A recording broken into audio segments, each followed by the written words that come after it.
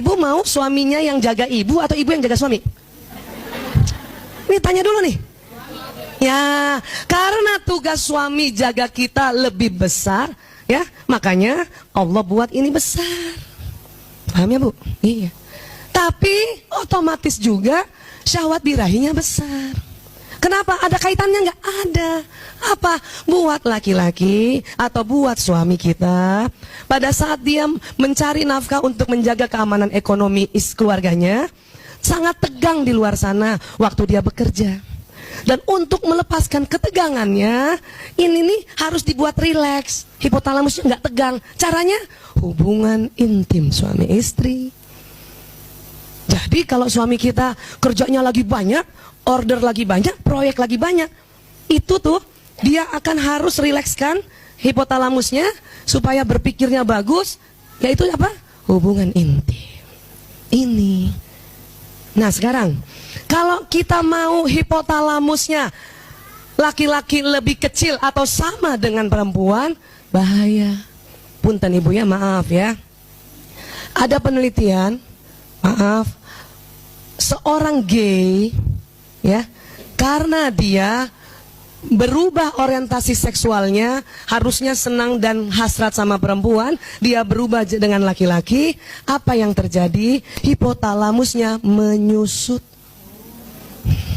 bahkan lebih kecil dari perempuan. Dengar ya, hipotalamus pria normal atau normatif 2,5 kali dari perempuan. Nah dengar lagi, hipotalamus pria normatif 3 kali lebih besar dari gay. Tapi jangan dibalik, Bu Aisyah, apa jangan-jangan dia lahir hipotalamusnya memang sudah kecil, makanya jadi gay? Bukan, gabung. Aslinya sama.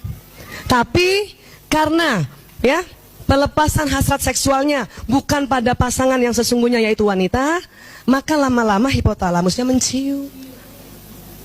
Makanya punten ya, maaf ya, gay itu ya nggak nafsu makan juga kan? Kenapa? Hipotalamus menciut. Tadi hipotalamus apa? Pusat lapar dan haus kan? Saya beberapa kali lihat pasien gay itu nggak makan, paling minum doang. Supaya apa? Tetap six pack.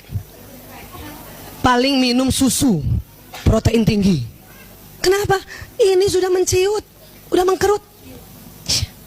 Otomatis, ya, fungsi dia menjaga keamanan dirinya atau keluarganya mengecil, berkurang. Pilih mana ibu suaminya?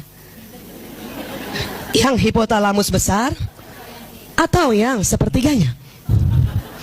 Ini harus harus dijelaskan. Pilih mana? Ayo cepat Bu. Betul nih. Maka kalau hipotalamusnya besar, ya, kita harus paham kebutuhan hipotalamus agar dia menjaga kita apa tuh? Makan dan minumnya terpenuhi dan diperhatikan, dan maaf, penyaluran syahwat birahinya harus diperhatikan. Paham ya Bu? Terkadang ada laki-laki senang sekali karena terlalu tegang, kepengen punten maaf hubungan intim sehari 2 kali. Apalagi kalau umur tuh laki-laki range-nya masih antara 18 tahun sampai 30 tahun. Wow, itu testosteronnya lagi tinggi-tingginya. Maka mungkin ibu, bunda, ya teman-teman, ingatkan teman-teman waktu pertama kali baru menikah, tentu ya hubungan intim jauh lebih sering dibanding sekarang. Betul? Wah. Kenapa begitu? Bayangkan ibu, seandainya suami ibu waktu ibu nikah sama ibu umur 27 tahun, kebayang nggak? Setelah nikah minta sehari 3 kali, paham? Kenapa? Karena selama 27 tahun hipotalamusnya tegang, belum disalurkan. Makanya awal-awal menikah, ya, hubungan intimnya frekuensinya banyak. Bahkan, maaf, ada tipe laki-laki yang sangat pemikir. Sangat pemikir. Dia lebih tegang dibanding jenis laki-laki yang spontan, tukang ngatur. Tuh Kalau laki-laki sifatnya tukang ngatur, atau maaf kalau kita sudah belajar dulu koleris, tidak terlalu tegang. Kenapa? Kalau di kantor dia mau marah tinggal ngomong, wow. Makanya nggak tegang. Yang tegang stafnya. Paham ya Bu? Nah, tetapi apabila laki-laki suami ini tipenya yang pemikir, nggak banyak bicara, dia setiap di kantor tugasnya adalah berpikir, konsep-konsep, planning-planning, ya, itu ketegangannya lebih tinggi dibanding laki-laki yang jenisnya blak-blakan. Dan saya melihat beberapa tahun ini, kurang lebih 3 tahun, meriset, istri yang suaminya maaf, tipe pemikir tadi atau melankolis, hubungan intim suami istrinya jauh lebih banyak frekuensinya dibanding yang suaminya galak atau suaminya blak-blakan. Ya. Kenapa? Karena orang pemikir, karena mikirin orang di kantor tegang, supaya kendor lagi hipotalamusnya, maka pulang ke rumah dia pasti ya berhubungan intim suami istri. Sekarang cek suami masing-masing. Yang watak apa mereka? Saya beri masukan buat teman-teman, sahabat-sahabatku yang suaminya tipe pemikir atau melankolis, baik melankolis koleris, melankolis plekmatis, please siapkan diri untuk melayaninya lebih banyak frekuensinya. Ya?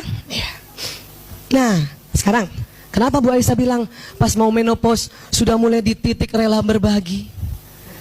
Karena kita udah capek juga. Hormonnya berkurang. Perempuan mau menopause, hormon perempuan estrogen progesteron berkurang, bahkan nanti nggak ada. Siapa sudah menopause Bu? Rasa nggak? Dulu hormon estrogen progesteron itu membuat, punten maaf ya, salah satunya adalah panggul kita tuh kuat. Kenapa? Untuk ya menampung janin. Dan punten untuk juga melayani suami. Makanya panggul kuat. Sekarang siapa umur 45 nih? 45 sampai 50 katakan. Nah itu kan sudah pramenopause kan? Mulai berkurang tuh. Jangankan maaf, jangankan hamil lagi, jangankan layanin suami, naik tangga aja udah. Jalan di mobil duduk 5 jam. 2 hari yang lalu saya ke Tanjung Lesung tuh. Ya Allah. Itu tuh kalau nggak malu-malu saya taruh salon pas kalau bisa semuanya. Tapi dulu umur 20-an sampai 30 tuh, ya mau kemana aja deh. Iya kemana aja lah, nggak apa-apa yang 10 jam di mobil, nggak apa-apa. Kuat estrogen progesteron.